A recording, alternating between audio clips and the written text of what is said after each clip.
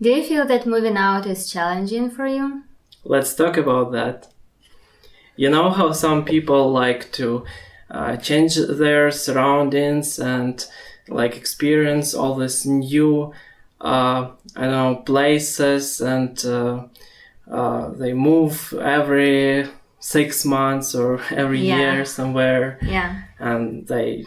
Some people might say that they have to because of their job, but I feel like people just enjoy. Some people really enjoy changing places where they live, and just overall, change the place where you live. It's kind of exciting.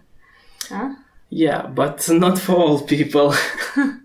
And I can say for myself, I definitely don't belong to category of people who likes to move out. I personally hate it. Yeah, so we are kind of in the process of moving out right now. That's why I didn't release a lot of videos. So tell them about how we're choosing how we're looking for a new place. Well, it's very strained process. Why? So basically there are two reasons. One sociological and one psychosophical. Why people, not just us, but I think many people out there, don't like or hate to moving out. And so let's talk about sociological reasons first. So one reason is sensing people like me. Mm-hmm. They like to be at certain place, that like stable place more than intuitive, because sensing people, they are grounded, they are more attached to their home, their castle. They just castle. Because sensing have to deal with space around you, and the home is your private space, and you don't want to change it, and you feel unsafe when you pushed out of it, and you have to move out, or like even if you plan to move out, but you still hate to do it because it's kind of... But what about increasing the amount of properties that you have? Well, if you kind of have to move out as well. If you have a couple places you can live in, like all of them, some from time to time. Well, I didn't face this opportunity yet, so I cannot really tell. And I think the other sociological reason is rationality, because rational people, they want to stick to something for a more extended period of time. They don't like sudden changes and spontaneous. Yeah, so if they found something that they feel comfortable with, they do not want to change it. Like if they're comfortable with it, they will stick to it. But sometimes, even when you are rational, but you did not find yet the place where you, or the environment where you feel comfortable, you might look for a lot of options, and you might switch from one to another until you find something that you want to stick with it. So psychosophical reason is the position of physics, and physics responsible for the amount of energy that person have, and physics is the amount of energy for physical movement. Yeah, and it's all about like your body, because physics is body.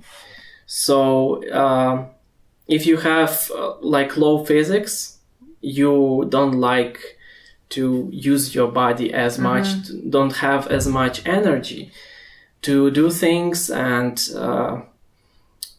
like to spend as least as possible. And moving out for last physics, as we are both, seems like super difficult, super horrible spending of energy.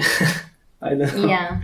So a sort of process, like And the worst how thing- you would describe The it. worst thing that person with last physics would do when they are tired is just start like working out or doing something actively, you know, because when you are tired, you kind of just wanna lay and die. Yeah, exactly. You want to just lay and do nothing, basically. Yeah. When it comes to like physical movement and So, what advices we would give to people? So, from my standpoint, I would say that because what I've noticed from people like me, that we tend to rush things a lot in our life, and moving is just one of the, you know, examples. So, when you are rushing things and you want to stick just with the first option that you like and just go with it, and don't spend more time. And sometimes you maybe should spend a little bit more time and find a better option. So you might say that, well, this can end forever. You will never find the best option because it doesn't exist. There's always different options. Some of them are better, some of them are worse. So like this is like a never-ending process. So you can just pick the specific period of time that you're looking for a new place. For example, 2 or 3 weeks.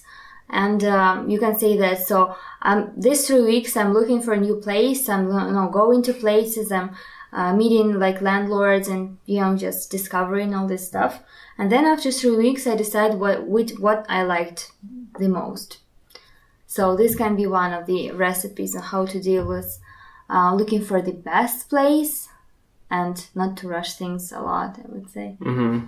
well, as for people like me, Like me. I hate to rush things on the opposite.